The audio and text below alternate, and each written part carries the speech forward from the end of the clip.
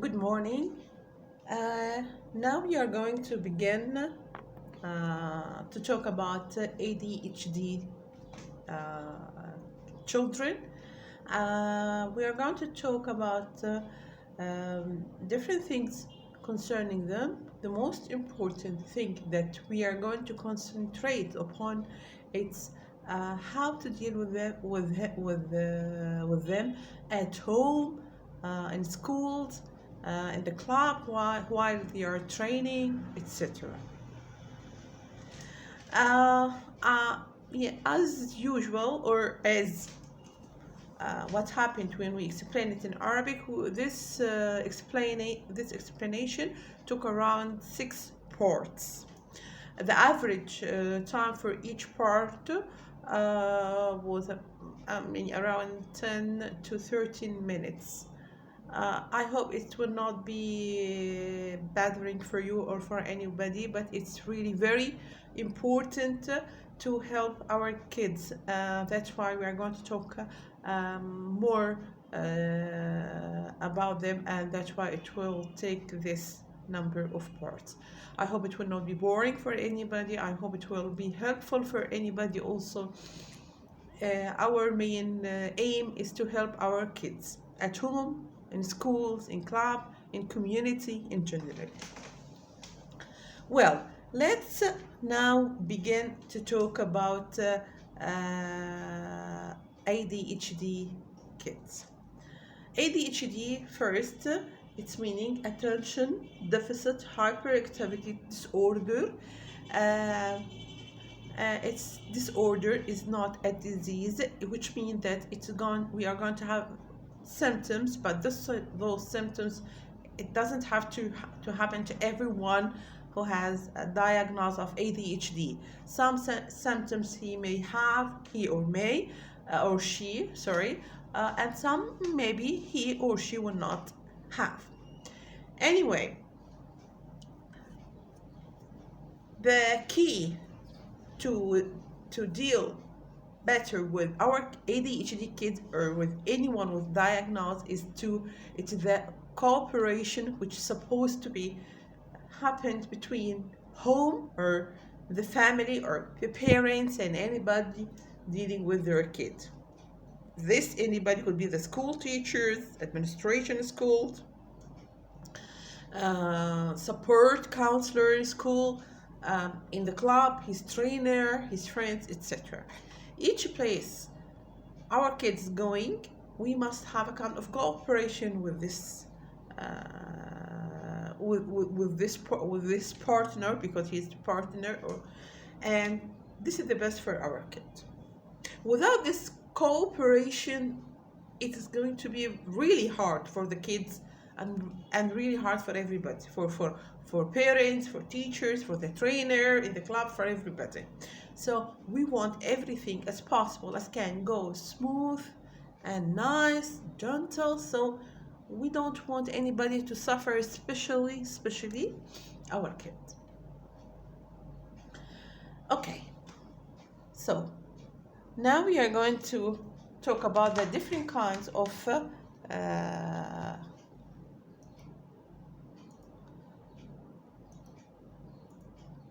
the different types of ADHD which we can see. We do have two main kinds of ADHD: ADD, attention deficit disorder, and DHD, attention deficit hyperactivity disorder. What is the difference? If the kid has the diagnosis of ADD or attention deficit disorder, this means his problem is only in his attention.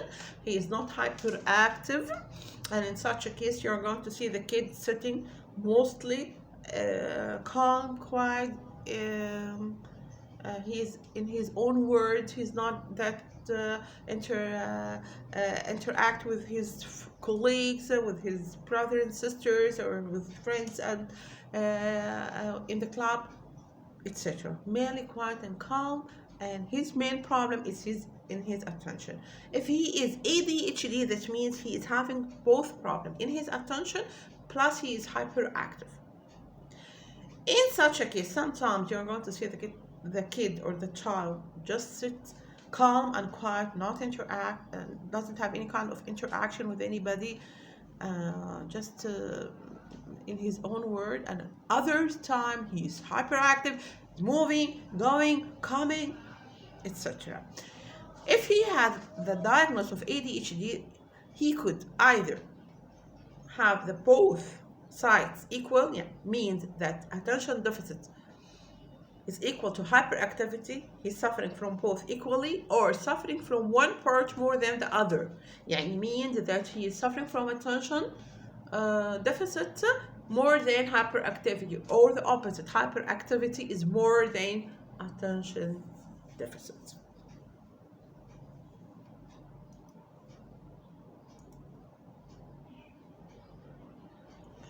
Well,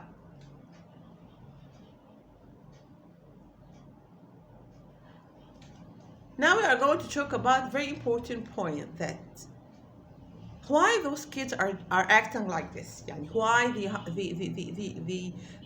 we see those symptoms upon them. First of all, we have to know that those kids having a problem, it's what we call a developmental neurological disorder, which means that they were born with this kind of problem. They were not, it's not a psychological case. They were dealt badly from parent or from anyone, so they became ADHD. Yes, if they dealt bad, of course, they will cause them, it's an extra problem, but they were born like this, okay? So this is important. Because sometimes parents are blaming each other, and each one is blaming the other and causing him that he is the cause of what their kids are suffering. No, they were born like this. Okay, this is first. When we say this is a neurological problem, that means kids cannot control those problems unless we help them dealing with such problems. But if we leave them like this and we let them deal with them alone by themselves, it will be quite difficult. I don't want to say quite impossible. Alone by themselves, they cannot help themselves, especially when they're still young. So we have to help them.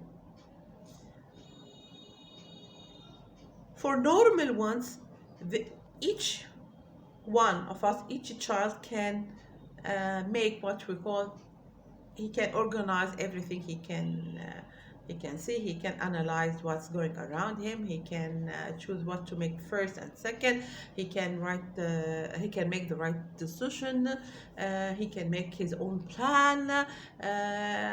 He can follow the instruction. He can do whatever is asked from him or her, to a limit or another, etc. But for our kids who are suffering from ADHD, they have already a problem or impaired executive function skills. Executive function skills is a neurological process, give each one of us the ability to organize, make the priorities, analyze, make the correct decision, plan for himself to do anything, etc. This is the most important thing we have, and it's just a gift from God. We are not controlling this.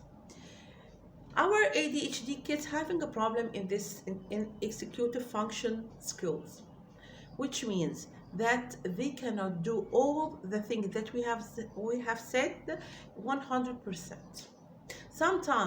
Sometimes this executive functions works well, and others they are not working well.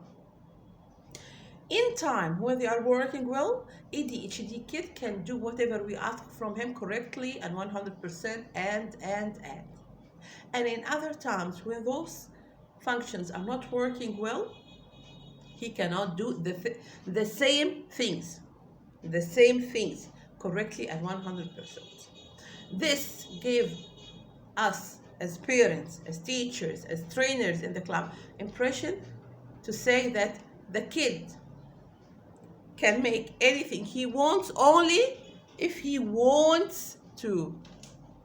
But if he doesn't want to do it, he will not do it. This is not correct. This has happened because sometimes executive functions are working well, so he can do everything he wants to do, or we ask him to do. And when those executive functions are not working, so he can do anything we ask him to do. So this is very important point to understand and to know why this difference we have in his actions and reaction. Why sometimes he can do everything, while other times he can do the same things he used to do. He did, not he used, he did sometimes. So blaming him or punishing him for those things, it's really not correct, because we are blaming him or punishing him for something that he can't control. Yeah, this is what happened really. We are blaming him for his impaired executive function, or we are making any kind of punishment because of his impaired executive function. Yeah, I'm sorry, this is totally unmercy. So very important, please, to understand why they are acting like this. When we deal with our kids and we know why they are acting like this, we are going to, when he did this, we are going to say, okay, we are all the same. Sometimes we are much better than other times. Okay, you can make it later. You did it already before. Maybe you are exhausted, and we are all the same. You know, we are going to give him excuse. We are going to accept what he is doing and also expect that he may do this in any time. This is very important, because if we don't do this, we are going to blame, punish, or be nervous. All those bad reactions are going to make him feel, oh, I'm lazy, I'm stupid, I can't follow my colleagues, I'm the worst one in the world, I am. So in addition to the problems he is suffering from already, we are adding extra social problems, social interaction problems, and psychological problems, which we are really we don't need them at this time at all. We need to improve his abilities. But by this way, if we don't understand him and we don't deal with them correctly, we are dragging them backward instead of pushing them forward. Well, thank you. This is the first part. I don't want to have a lot of time, so you will not feel boring. Till the second part, thank you and goodbye.